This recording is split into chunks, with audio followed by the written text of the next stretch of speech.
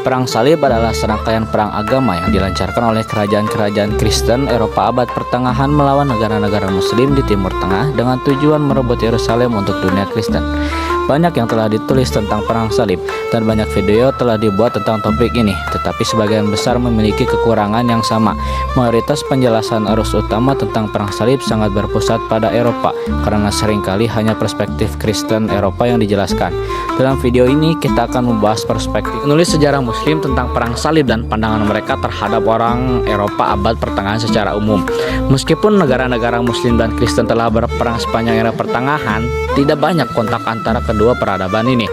Pusat-pusat peradaban masing-masing berada sangat jauh, dan kontak yang lebih teratur hanya terjadi di wilayah perbatasan seperti semenanjung Iberia, pulau-pulau di Mediterania, dan Anatolia.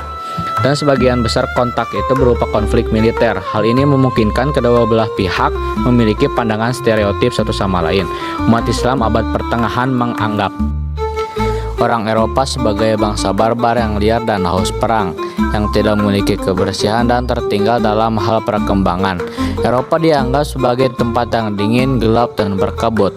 Pada masa itu, dunia Islam jauh lebih besar, lebih kaya, dan lebih maju secara ilmiah.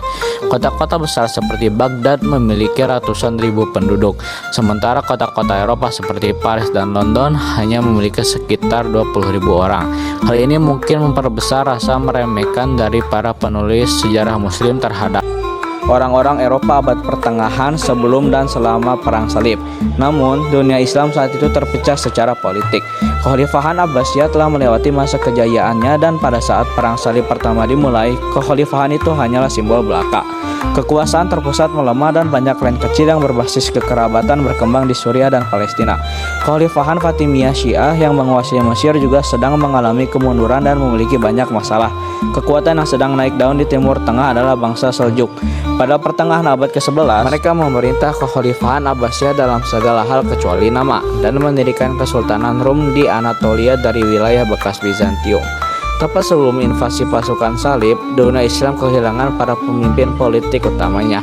Pada 1092, Wazir Seljuk Nizam al-Mulk, Khalifah Abbasiyah al-Muqtadi, dan Sultan Seljuk Malik Shah wafat. 2 tahun kemudian, Khalifah Fatimiyah al-Mustansir dan wazirnya Badr al-Jamali juga meninggal. Kehilangan ini semakin memperburuk kekacauan di dunia Islam dan membuat tugas besar pasukan salib untuk merebut Yerusalem menjadi lebih realistis menurut historiografi arus utama. Era perang salib dimulai dengan seruan Paus Urbanus II di Konsili Clermont tahun 1095 untuk bangkit dan menyelamatkan Yerusalem dari Muslim dan melindungi Konstantinopel. Perang salib pertama berhasil merebut kembali Anatolia Barat untuk Kekaisaran Bizantium, dan yang paling penting adalah penaklukan Yerusalem, Tripoli, Antioquia, Edessa, dan wilayah lain di Levant, yang pada akhirnya mengarah pada pembentukan kerajaan Yerusalem, wilayah Tripoli, Edessa, serta kepangeranan Antioquia. Perang salib kedua adalah kegagalan, dimulai sebagai reaksi atas jatuhnya Edessa. Pasukan Prancis dan Jerman yang dipimpin oleh raja mereka bergerak ke Anatolia, di mana mereka dihancurkan oleh Seljuk. Sisa pasukan salib binasa selama dan setelah pengapungan Damaskus yang gagal. Kegagalan ini pada akhirnya membuat pasukan Muslim yang dipimpin oleh Salahuddin al-Ayyub merebut kembali Yerusalem, yang menjadi pemicu utama mobilisasi untuk perang salib ketiga. Lebih sukses dengan tokoh-tokoh ikonik seperti Frederick Barbarossa dan Richard the Lionheart memainkan peran penting. Pasukan salib berhasil merebut kembali sebagian besar wilayah Levant termasuk kota Acre. Tetapi hadiah utama Yerusalem tetap dilindungi oleh Salahuddin. Perjanjian Jaffa ditandatangani antara Richard dan Salahuddin pada tahun 1192 yang mengakui kontrol Salahuddin atas Yerusalem, dan ia berjanji akan mengizinkan peziarah dan pedagang Kristen yang tidak bersenjata mengunjungi kota suci tersebut. Perang salib selanjutnya tidak banyak mengubah status quo di Levant. Tujuan awal perang salib bahkan terlupakan, sampai-sampai pasukan salib malah terlibat dalam urusan internal Bizantium dan merebut Konstantinopel, memberikan pukulan berat bagi Kekaisaran Romawi Timur pada saat mereka sedang berjuang menghadapi ancaman bangsa Turki. Pada tahun 1291, Mamluk dari Mesir menghancurkan sisa-sisa negara salib di Levant, mengakhiri periode perang salib dari perspektif Eropa. Pandangan dunia Muslim tentang perang salib sangat berbeda dari sumber Kristen. Pertama-tama, umat Islam tidak melihat perang salib dimulai setelah pidato Paus Urban pada tahun 1095, tetapi sebagai kelanjutan dari agresi Kristen atau Frank terhadap tanah Muslim dari semenanjung Liberia hingga Sisilia. Demikian pula bagi umat Islam, agresi Frank tidak berakhir dengan jatuhnya Acre pada tahun 1291, tetapi berlanjutnya sepanjang era pertengahan dengan peristiwa seperti Reconquista yang dianggap terus berlanjut hingga munculnya Kekaisaran Utsmaniyah sebagai negara yang cukup kuat untuk melindungi dunia Islam. Patut dicatat bahwa umat Muslim di Levant yang menjadi korban perang salib pertama pada awalnya menganggap para penyerbu tersebut sebagai tentara bayaran lain yang dikirim oleh Bizantium untuk menjarah tanah mereka. Baru setelah memahami bahwa kali ini ancaman datang dari Eropa, para penulis sejarah Arab mulai menyebut pasukan perang salib sebagai kaum perang. Salah satu penulis sejarah Muslim pertama yang menulis tentara perang salib adalah seorang sarjana hukum dan seorang pengkhotbah di Masjid Agung Damaskus, Ali bin Tahir al-Sulami. 6 tahun setelah penaklukan Yerusalem oleh tentara salib, ia menyajikan kisah serangan tentara salib dalam buku kitab Al-Jihad atau Kitab Perang Suci yang menjadi bagian penting dalam historiografi Islam abad pertengahan. Al-Sulami melihat perang salib pertama sebagai kelanjutan dari agresi Kristen terhadap dunia Islam yang dimulai dengan penaklukan Norman di Sisilia, kemudian berlanjut di Spanyol dan akhirnya tiba di Levant.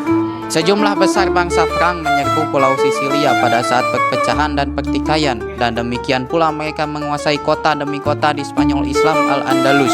Ketika laporan-laporan saling mengonfirmasikan kondisi negeri ini, Suriah, yaitu perselisihan para penguasanya, perselisihan para pemimpinnya, ditambah dengan kekacauan dan ketidakteraturannya, mereka bertindak berdasarkan keputusan mereka untuk berangkat ke sana Suriah. Dan Yerusalem adalah objek utama keinginan mereka. Mereka, bangsa Frank, terus bersemangat dalam perang suci melawan kaum Muslim sampai mereka menjadikan diri mereka penguasa negeri-negeri yang jauh di luar impian terliar mereka. Ibnu al-Qalanisi, seorang penulis sejarah dari Damaskus, berusia 23 tahun ketika kaum perang tiba di Levant. Sebagian besar tulisan al-Qalanisi adalah narasi peristiwa yang terjadi pada periode ini. Tetapi kita juga melihat beberapa pengamatannya tentang tentara salib. Dia mengakui kehebatan mereka di medan perang. Dia berbicara tentang rasa takut yang ditimbulkan kepada banyak umat Muslim oleh para kesatria perang yang bersenjata lengkap. Al-Qalanisi berbicara tentang kemenangan tentara salib atas Seljuk dan menggambarkan ketakutan yang ditimbulkannya di kubu Islam. Peristiwa ini yang sangat memalukan bagi Islam menjadi diketahui terjadi kepanikan, ketakutan, dan kecemasan yang nyata yang meningkat ke proporsi yang sangat besar. Secara umum, Al-Qalanisi memainkan peran penting dalam membentuk stereotip tentang salib atau perang, tentang prajurit yang kuat, tetapi buas yang sering melakukan kekejaman, yang akan terus memengaruhi tulisan-tulisan penulis sejarah masa depan. Usama ibn Munqidh adalah penulis sejarah perang salib terkemuka lainnya. Pria terhormat ini lahir pada awal gerakan perang salib dan menjalani kehidupan yang penuh peristiwa selama 93 tahun sebagai pembantu dekat berbagai dinasti dan pemimpin Muslim, termasuk Saladin Ayyubid, seorang penyair, diplomat, dan pejuang. Ibn Munqidh berperang melawan tentara salib dan berteman dengan beberapa pemimpin mereka. Ia mempertahankan pandangan umum orang-orang Eropa Kristen abad pertengahan yang dianut oleh orang-orang Muslim, yakni kurangnya kehalusan, kecerdasan rendah, dan kebiadaban. Ibnu Munqidh kritis terhadap perawatan medis yang digunakan oleh orang Eropa, tetapi seperti banyak penulis sejarah Arab kontemporer lainnya, ia mengakui kemampuan militer mereka. Semua orang yang mendapat informasi lengkap tentang kaum perang melihat mereka sebagai binatang yang unggul dalam keberanian dan semangat bertarung, tetapi tidak ada yang lain seperti binatang yang unggul dalam kekuatan dan agresi. Kaum perang, Tuhan mengutuk mereka, adalah orang yang paling berhati-hati dari semua orang dalam perang. Tuhan mengutuk mereka adalah perasa umum yang digunakan para penulis sejarah Muslim untuk merujuk kepada tentara salib. Usama bin Munqidh memiliki pengalaman langsung dalam pertempuran militer dengan tentara salib saat ia melawan mereka di kota Askalon. Namun sebagai diplomat, ia juga melakukan perjalanan ke negara-negara tentara salib dan memiliki hubungan yang cukup hangat dengan beberapa pemimpinnya. Ibnu Munqidh dikatakan terkesan dengan pengadilan mereka dan menyukai bahwa mereka tidak sepenuhnya otokratis. Ibnu Jubair boleh dibilang adalah penulis sejarah Muslim yang memiliki kebencian dan kebencian terbesar terhadap tentara salib. Terlahir di Spanyol yang beragama Islam dan mengalami kemerosotan perlahan kehadiran umat Islam di semenanjung Liberia mungkin membuatnya memiliki sikap negatif terhadap Eropa Kristen. Dia melakukan perjalanan melintasi Levant. Dalam perjalanannya menuju Mekah untuk berziarah pada akhir abad ke-12 dan pendudukan Kristen meninggalkan kesan negatif yang besar padanya. Ibnu Jubair bertemu dengan para pengungsi dari Palestina dan Suriah Utara yang meninggalkan tanah yang direbut oleh tentara salib dan tentu saja menyimpan banyak kebencian dan kemarahan terhadap penjajah asing. Ibnu Jubair tidak senang dengan kaum muslim yang memutuskan untuk terus tinggal di tanah yang diduduki bersama para penjajah Kristen. Dia berpendapat bahwa tidak ada alasan di hadapan Tuhan bagi seorang muslim untuk tetap tinggal di kota kekafiran, kecuali jika dia hanya sekedar melewati di negeri Islam. Dia menemukan perlindungan dari ketidaknyamanan dan kejahatan yang dialaminya di negeri-negeri Kristen, seperti misalnya ketika dia mendengar kata-kata menjijikan yang diucapkan tentang Nabi, terutama oleh orang yang paling gila atau merasa tidak mungkin membersihkan dirinya dengan benar, atau harus hidup di antara babi dan begitu banyak hal terlarang lainnya.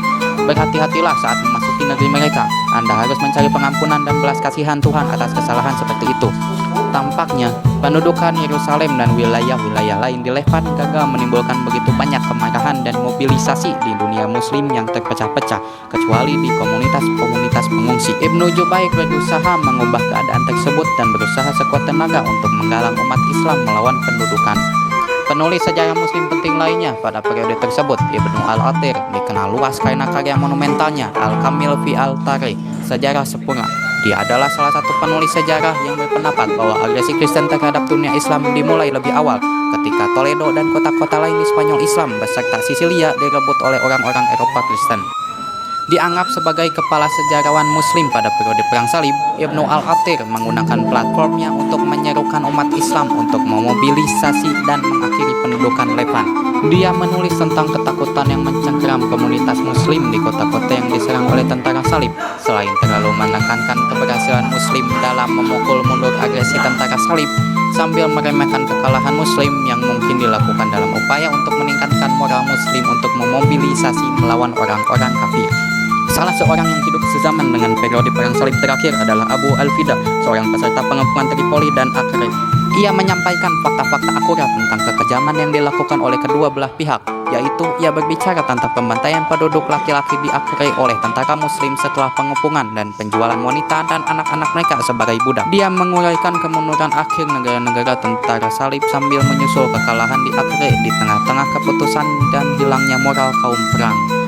Secara umum, kita dapat melacak tren sikap muslim terhadap tentara salib sepanjang periode Perang Salib.